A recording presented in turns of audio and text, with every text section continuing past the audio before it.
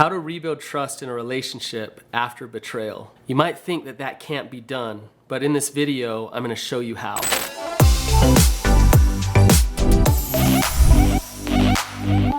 You might be trying to rebuild trust in your relationship by doing all the wrong things. So I'm going to talk about what those wrong things are and actually talk about what will rebuild trust in your relationship. I'm also going to share with you the critical ingredient to actually build trust. Without it, you will not build trust in your relationship. I'm going to share with you the 4 ingredients and how they work to actually rebuild trust in your relationship. Believe it or not, breaking trust in a relationship can be good for your relationship. I know that sounds crazy, but I'm going to show you how. I had this guy that I was working with who thought that rebuilding trust in his relationship, the way to do it was to show his wife that he was awesome. And so he did this really crazy thing. What he'd do is every night he'd grab his phone and he'd call his sponsor, and he'd bend down to the vent and talk to his sponsor into the vent in their house. And what he was doing was he knew that that vent went up to the bedroom where she was laying, and she heard that he was calling his sponsor and thinking, oh, what a good guy, he's calling his sponsor. Now, think about it. Why doesn't that build trust?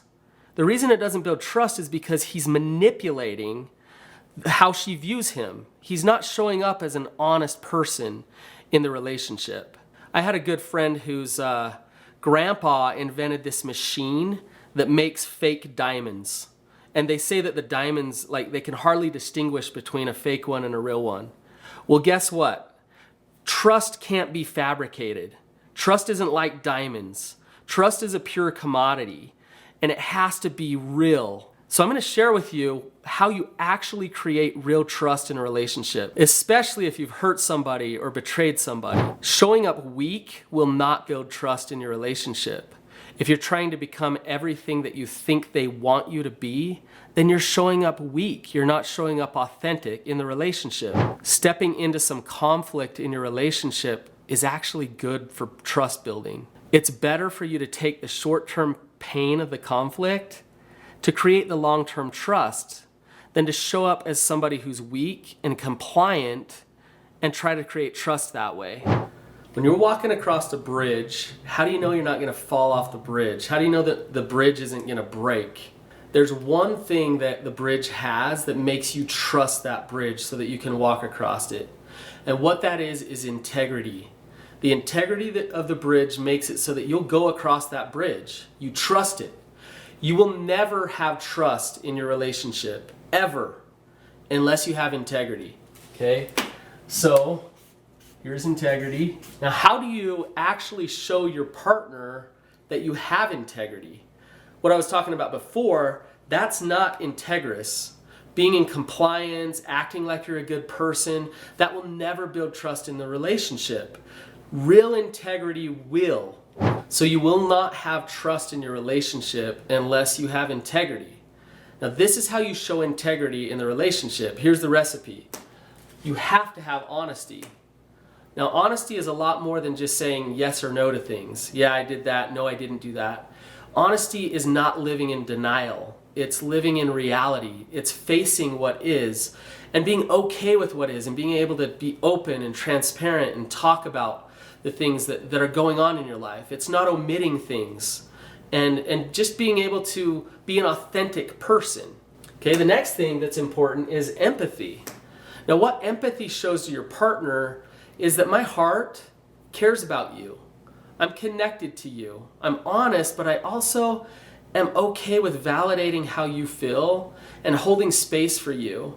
I'm not defensive. I'm not pushing away. I'm not trying to avoid vulnerable situations with you. Rather, I actually do care. Honesty and empathy are awesome. They work really well to rebuild trust, but they will do nothing, absolutely nothing, unless you have consistency.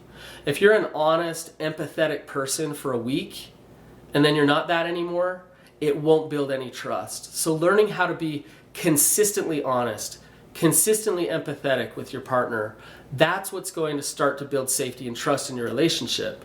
So all of these things, honesty, empathy, and consistency, over time Rebuilding trust is actually a process. It's not something that you just get automatically. You have to take time and allow that process to happen.